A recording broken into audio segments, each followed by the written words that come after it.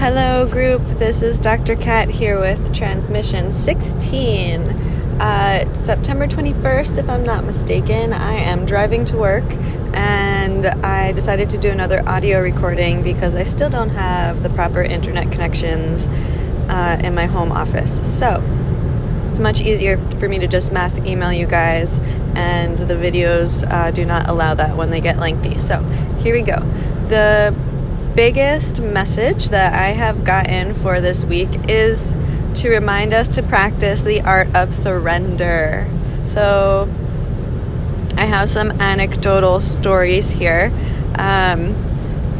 One was today. I already had it planned to do this transmission, and for some reason I was not finding the right time the past 2 days. So this morning it came clear to me why that was. I lived with a friend for a few months during quarantine. That was a much safer option than the house I was renting with other people. So I brought a crap ton of my stuff over eventually. The first 2 weeks, it was minimum, and then I did one large haul of, okay, hang on, this is going to be a little while. Let me make a trip out there with my protective gear on and get a few more things. And also, with all of the free time that I found myself having, that extra time during the initial phases of quarantine or stay at home,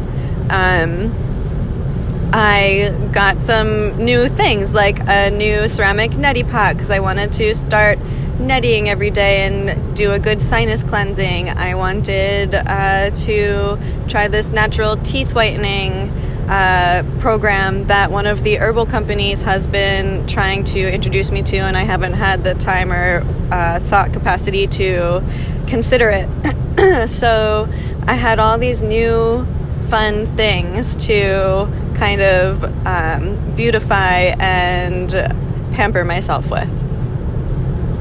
Well, I didn't get around to it during the time that I wanted to, and I ended up packing everything up, and all of the toiletry things and things that I don't really use a lot, which would be the self-care items, which would be the self-beautification stuff, I packed up first because it's not stuff that I was using every day. So I put it all in one of my favorite duffel bags that I've had for years and years, and set it aside, ready to go, while I was slowly anticipating moving back to my space.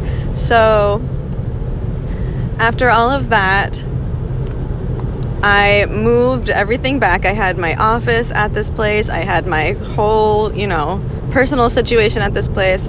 Moved everything back to my office, moved everything back to my place, and lo and behold, could not find this yellow duffel. And it crossed my mind for a minute, and I was just like, oh, well, it'll show up. I didn't finish unpacking it. It's probably in another bag, or still in my trunk, or I took it to the office and didn't realize and shoved it in a closet. And I let it be. But felt like a little stressed, a little anxious, like I really wanted to do the netting, and I couldn't. So that bothered me. And then a few days go by, and I realize again, oh yeah, that thing didn't show up. I should actively search for it. So I actively searched for it in all of the places that I suspected it may be, and could not find it. So I called my friend and asked to look for it. They did not find it either. And I was just like, oh my gosh, what happened? Did I put it on the driveway or the parking lot and a passerby grabbed it? No, why would they do that? That doesn't happen very often, and I would have noticed, or, I'm protected, I feel, and so are my things. So very mysterious, very annoying. At this point, I was feeling very proactive about it and upset that despite my greatest efforts and my want to manifest finding this, it was not happening. So that was in June. July goes by, still not finding it. August starts going by. I decide to give one more search around. Nothing. I go to this friend's house. I search myself. Nothing. I was like, okay, I need to accept. It must have been swiped. This sucks. Like, there's one more chance because I'm moving that when I move, it will shake loose. So I kind of just held out a little bit of hope there and clung to the idea that maybe I would find it when I moved. Well, I didn't. And this morning I was getting out of the shower and doing my whole little routine.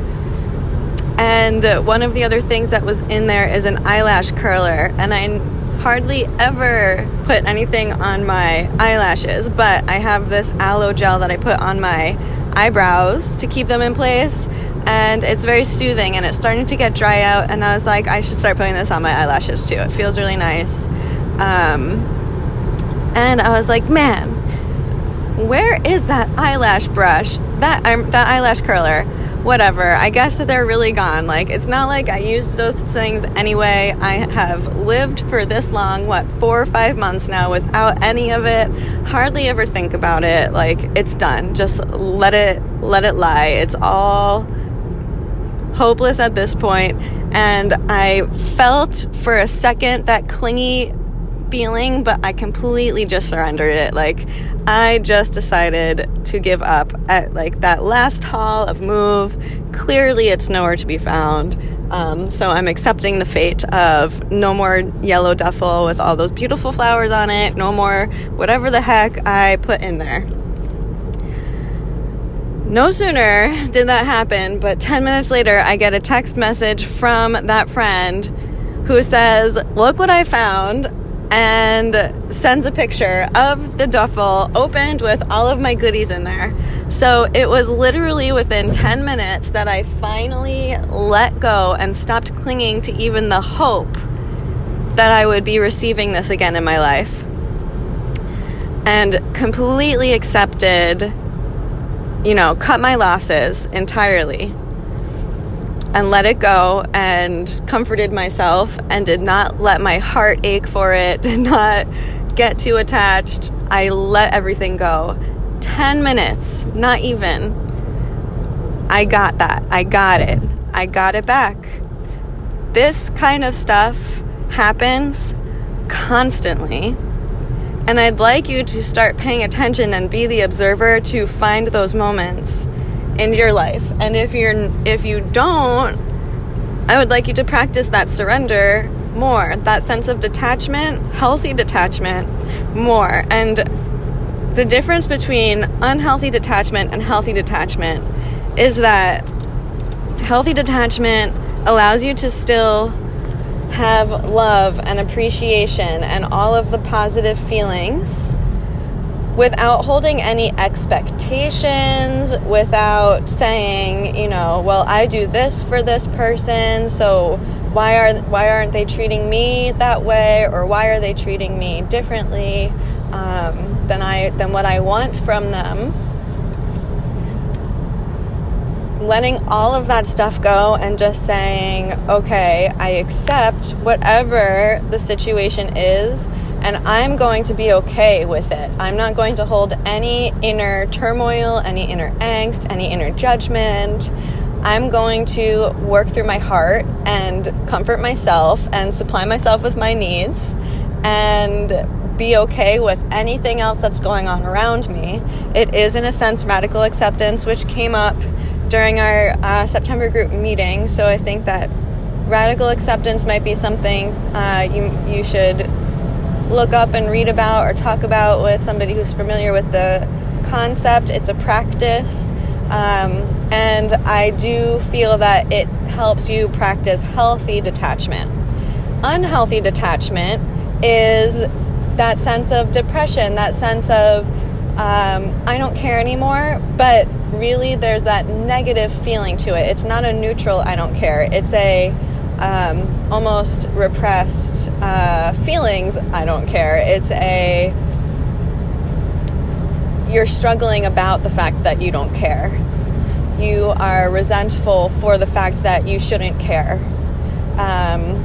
Or you are okay with being neutral up to a point, and if the circumstance gets to a certain point, all of a sudden you change your mind and you're not okay anymore. I am guilty of that 100%. I have a certain threshold or tolerance for certain things that are challenging to me, as far as anything goes, relationships, finances, any dynamic between me and the exterior world. I have certain thresholds where everything is la-di-da, I can be detached. And then there comes a point, universe tests me and shows me where my boundaries are, where my attachments really lie.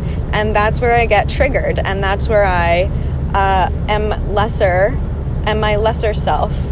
When I harbor negativity is when I have those unhealthy moments of either struggling with attachment or trying to almost fake detachment or forced detachment. The healthy way to be detached is when it really just gently unravels and untangles and you gently just loosen your grip, because that's what's the most comfortable thing for you to do. That's the practice that we want to start getting into, and it takes practice, and it takes constant repetition, and it takes multiple scenarios, multiple times where you're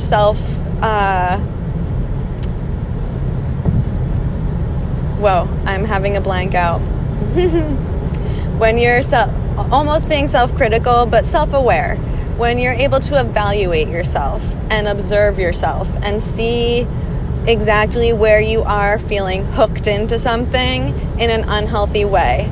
And again, that can be in the sense of, okay, I'm way too attached to this outcome. I'm way too attached to this object. I'm way too attached to this person. I'm way too attached to this pattern. I'm way too attached to this behavior.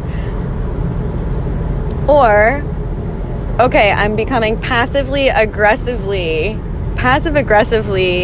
attached or passive-aggressively detached to this scenario, to this object, to this being. Just sit with it. You don't force it. You let yourself feel the feels, but you also remind yourself that you would be doing less damage for both you and the situation and whoever else may be involved in that situation, if anyone. You're doing yourself a favor the sooner that you can neutralize those strong sensations and only have the sense of warmth, openness, security coming from you, coming from within you.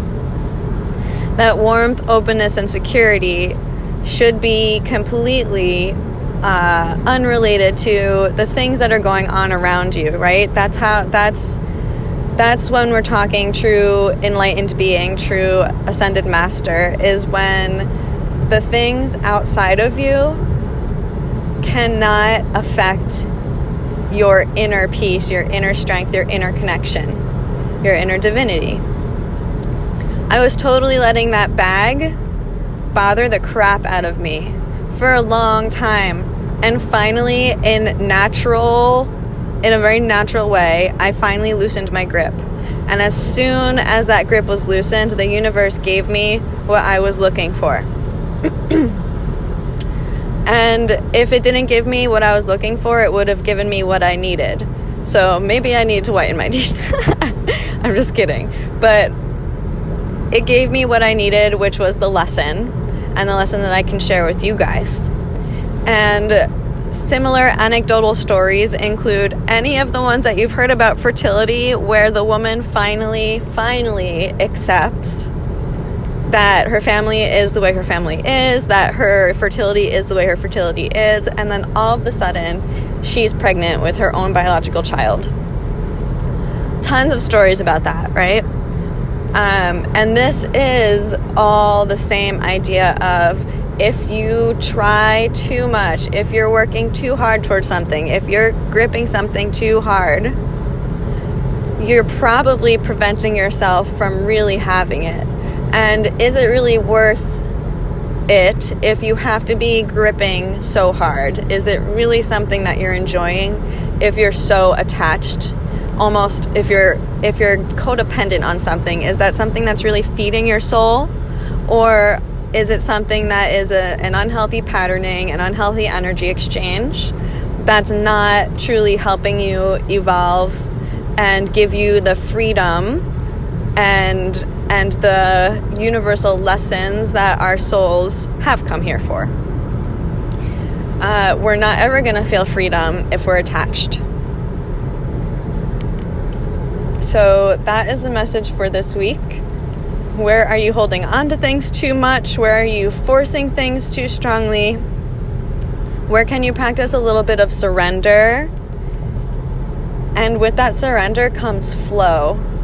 And with that flow comes way more synchronicities, way more feedback from the universe, way more open doors, way more opportunities that you wouldn't have been able to create by yourself.